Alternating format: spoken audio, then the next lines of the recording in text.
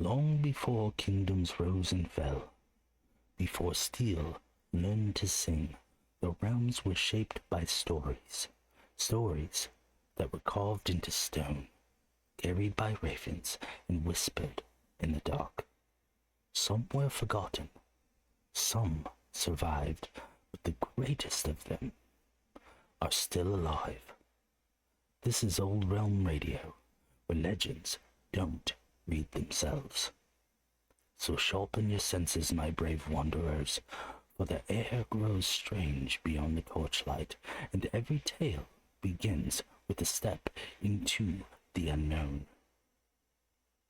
Welcome to Dungeonbound.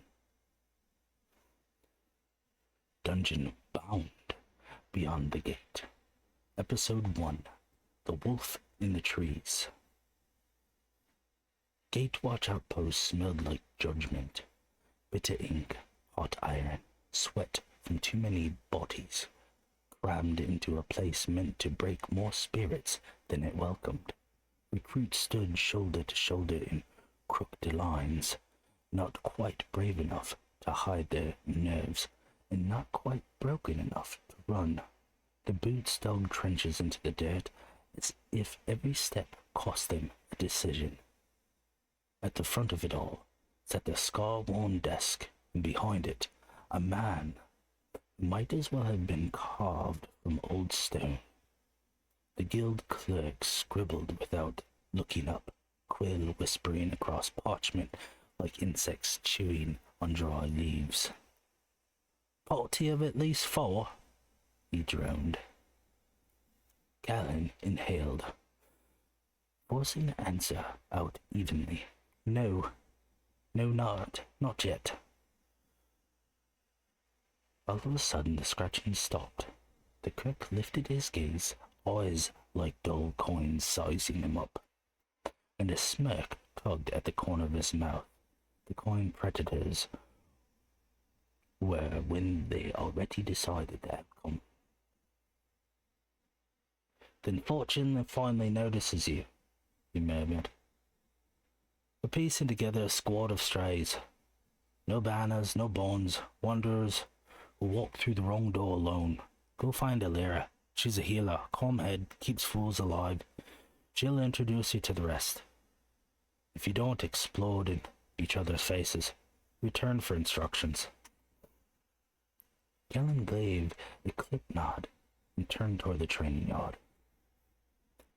The yard itself was a symphony of violence. Steel clanged, shouted orders cracked like whips, and wooden dummies died brutal, splintered deaths beneath clumsy blades. Arrows hissed overhead like angry wasps. The setting sun painted everything in molten gold, stretching the shadow of sweating recruits until they looked like giant wrestling with ghosts. Near the fence, a young woman knelt in the grass, half hidden by a circle of herbs and shattered stems. She coaxed a glowing potion into life, soft green light swirling between her palms like a timid firefly. She noticed Callan's shadow fall across her work and looked up. Her eyes were calm as water, reflective, assessing, not easily rattled. "And who might you be?" she said. "Callan," he replied, posture tightening with soldiery instincts. "I'm a shield bearer, tank class." Her eyebrows lifted a fraction. "It's a cheap. If you have what it takes, show us." Callan didn't hesitate. He stepped toward the nearest training dummy, a splintered stand-in for every enemy he'd ever imagined. He braced, drew one sharp breath, then surged forward. His shield smashed into the target with a boom that cracked the air. The wooden torso splintered, straw guts exploding outward. The dummy toppled back as if glad to be put out of its misery. A low whistle carried across the yard. A weary man leaned against a post, casual as a cat, spinning twin daggers between his fingers. The fading light caught the grin carving across his face. "That'll do," he said. "My name's Silas, rogue, problem solver, mostly by stabbing." At the far edge, another figure stood half in shadow, a young woman with poised shoulders, bow slung across her back. She watched the tree line as though expecting something to emerge, and fearing it wouldn't. She gave Kellen a small, wordless nod of approval. "That's Erin," Silas added. "She's our archer. She doesn't like wasting a breath, but her arrows speak loud enough." Alira rose, brushing crushed leaves from her knees. "And I'm the one who'll keep you alive if you keep doing stupid things, Alira. Healer, potioneer, occasional miracle worker." Kellen let a smirk pull at his mouth. "Could use a little luck." "You'll need more than luck," Lyra replied, but there was warmth hidden beneath the cool tone. "Well, want to join our party? Or wander until the dungeon spits you back out in one piece?" Kellen glanced between the three strangers and saw the spark of something forming. Hunger? Competence? Curiosity? Not friends yet, not comrades, but something that could become both. I think wandering just lost its appeal," he said. "Let's make this official." So the four walked back toward the guild office, a mismatched precision that somehow fell into the step like it was always meant to be. The clerk looked up as they approached, expression sharpening. "Ah, 4 strays found in the pack." His smile thinned. "Do you believe your party?" Alira set their parchment on the desk with deliberate confidence. "We don't believe, we know." The clerk leaned back, eyes narrowing as if weighing their bones. Then he slid 2 scrolls across the desk. "Your assignments are simple. Kill 5 dusk wolves in the foothills, 10 silver if your skins return warm. Secondary assignment, gather dusk root and amber leaf for the apothecary. This will earn you 8 silver. Do both, and you earn your bronze badges. Fail." Silas raised an eyebrow. "And if we fail, then you won't step near the gate," the clerk said, voice soft as knife sliding free. "And you certainly won't survive it. Survive beyond it." Kellen rolled his shoulder, adjusting the strap of his shield, as if accepting the weight of a future already written. "We're ready." The clerk stamped the paper with unnecessary force. "Then prove it." Dusk bled across the sky as the 4 recruits stepped past the outpost walls and into the foothills, a land where the wind carried secrets and the trees whispers, warnings in tones older than men, where teeth gleamed between branches, where wolves were only the first things watching. The foothills rose like the ribs of some dead titan, jagged and half swallowed by pines. Mist curled low around the roots of ancient trees, and the air tasted sharp, wet stone, cold sap, and the metallic promise of danger. Kellen led the way, shield raised, sword drawn, every step crunching through frost-hardened needles. Behind him, Silas prowled with an easier swagger that did nothing to hide his tension in his shoulders. Aaron moved like a shadow, silent, scanning the darkness between the trees. Alira walked close, her staff clutched tight, the faint glow of her potion vials brushing light over her robes like drifting fireflies. The forest felt wrong, too quiet, too watchful. Night settled over the foothills like slow closing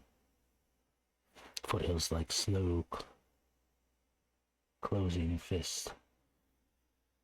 What little moonlight there was bled thinly between the towering pines, painting the ground in fractured silver.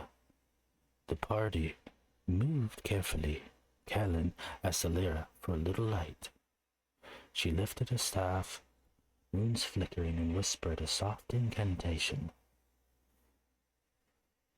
A faint orb of warm amber light shimmered at the tip of the staff, illuminating their path with a steady glow. Silas smirked. Lovely. Our own walking lantern.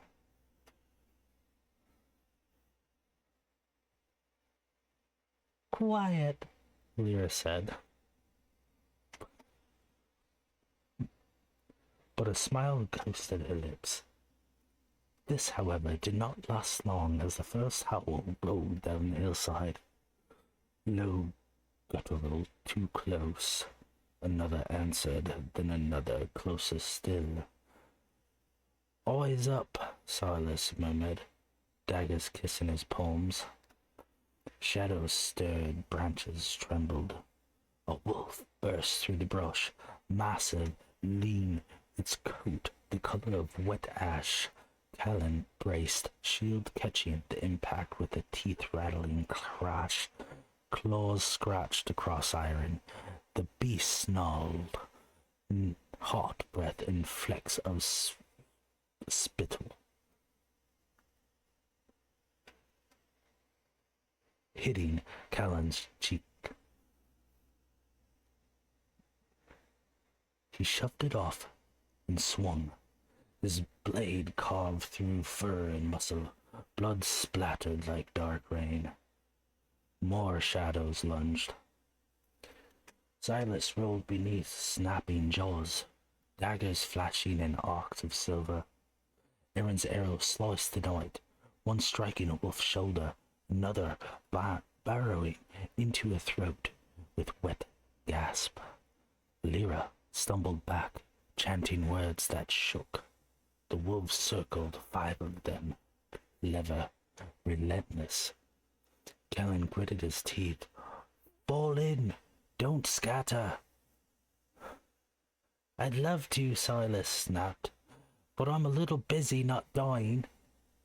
Aaron's voice cracked over the chaos, sharp as breaking ice. Callan! Center line! Silas! Left flank! Alira! Behind Callan! Now! For a heartbeat, confusion, then instinct aligned. Callan stepped forward, shield anchoring the formation. A wolf slammed into him. He drove his sword through its ribs, feeling its final shudder. Silas slipped beneath the next beast. Dagger plunged deep, twisting until the creature shrieked and collapsed. Aaron's arrows sang as she let them loose, each one a deathly blow. Alira steadied her staff with both hands. Her voice rose. Ignis flare! A burst of red light erupted, scorching fur, forcing 2 wolves back into a yelping panic. The scent of burned hair turned the air.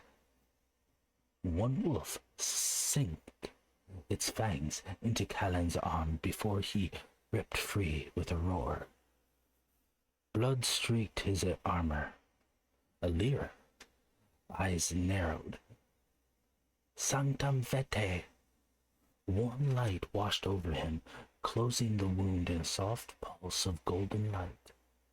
Callan nodded once. That helps. Don't waste it, she said, again, voice steadier now. The battle devolved into raw survival, limbs straining, teeth snapping, steel cutting through darkness. One wolf slammed Silas onto his back, jaws inches from his throat, but Callan tore it away and drove his blade home. Aaron's final arrow dropped the last wolf mid-leap, its momentum skidding inches from Alira's boots. In silence, just ragged breaths and a stench of blood. Callan lowered his shield. Silas wiped his mouth with the back of his hand, grinning through a bloody lip. Well, he panted. That was awful. Let's never do that again. Aaron crouched by the wolves. Let's get our pelts. Let's get our pelts and butcher what we can. Callan nodded. We'll take what's worth carrying. Silas, stand watch as we work. Alira, if we could get a little light, please. Alira pressed her hand to her chest, exhaling slowly.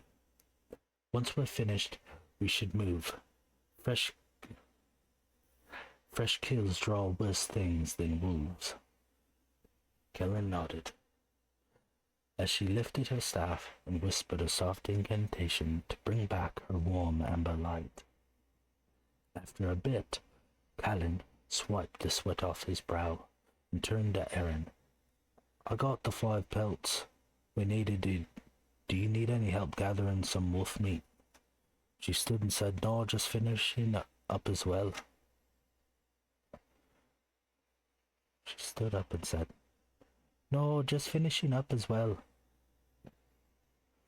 Then let's move a little deeper into the foothills, away from the blood-soaked clearing.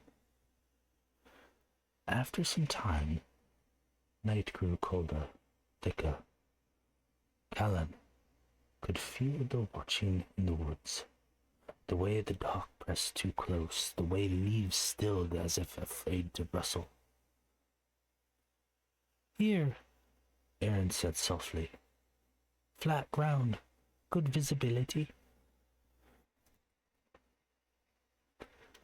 A small cliff face rose behind them, defensible and dry enough.